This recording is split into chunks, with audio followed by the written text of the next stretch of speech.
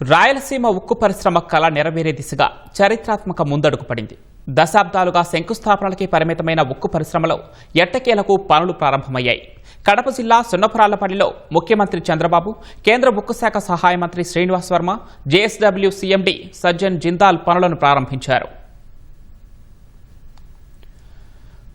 ముఖ్యమంత్రి చంద్రబాబు చేతుల మీదుగా రాయలసీమ ఉక్కు పరిశ్రమ పనులు ప్రారంభమయ్యాయి. 20 లక్షల టన్నుల వార్షిక ఉత్పత్తి సామర్థ్యంతో నిర్మిస్తున్న స్టీల్ ప్లాంట్ 2 దశల్లో పూర్తి చేయాలని లక్ష్యంగా పెట్టుకున్నారు. మొదటి దశలో 4,500 కోట్లతో 10 లక్షల టన్నుల సామర్థ్యంతో యూనిట్ను నిర్మిస్తారు. 2 ఏళ్లలో అందుబాటులోకి వచ్చే తొలి దశ ద్వారా 1000 మందికి ఉపాధి లభిస్తుంది. రెండో దశలో 11,850 కోట్ల పెట్టుబడితో మరో 10 లక్షల టన్నుల సామర్థ్యంతో ప్లాంటును విస్తరిస్తారు. అప్పుడు మరో 1,500 మందికి ఉద్యోగాలొస్తాయి. వేలాది మందికి పరోక్ష ఉపాధి అవకాశాలు లభించనున్నాయి.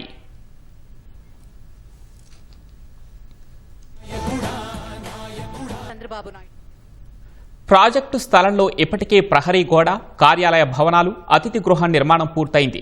బోర్వెల్ వేశారు. 2,000 కిలోలీటర్ల నీటి సంపు నిర్మాణం కొనసాగుతోంది.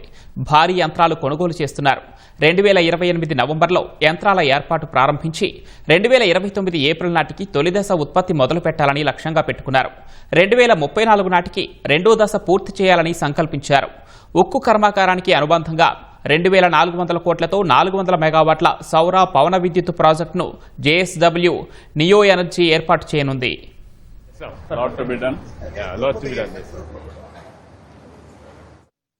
కడప ఉక్కు కర్మాగారంలో సంప్రదాయ బ్లాస్ట్ ఫర్నేస్ స్థానంలో ఎలక్ట్రిక్ ఆర్న్ ఫర్నేస్ సాంకేతికత వినియోగిస్తారు. తద్వారా కర్బన ఉద్గారాలు గణనీయంగా తగ్గుతాయి. పర్యావరణ హిత గ్రీన్ స్టీల్ ఉత్పత్తి చేస్తారు. ఆధునిక ఉక్కు పరిశ్రమల్లో ఈ స్టీల్ ప్లాంట్ ఒకటిగా నిలవనుంది. కడప స్టీల్ ఫ్యాక్టరీ చుట్టూ అనుబంధ పరిశ్రమలు, రవాణా, లాజిస్టిక్స్, సేవా రంగాల్లో భారీ పెట్టుబడులు, ఉద్యోగాలు వచ్చే అవకాశం ఉంది.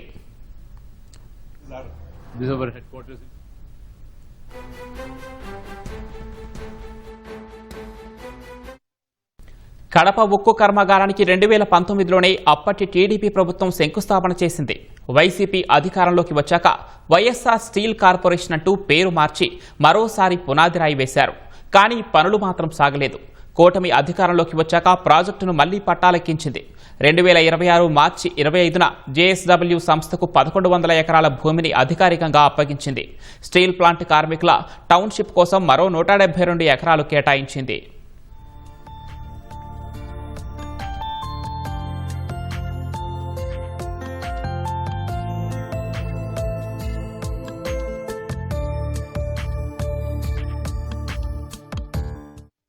ఉక్కు పరిశ్రమ పనులు ప్రారంభించిన తర్వాత JSW heavy section mill concrete flooring కార్యక్రమానికి సీఎం శ్రీకారం చుట్టారు.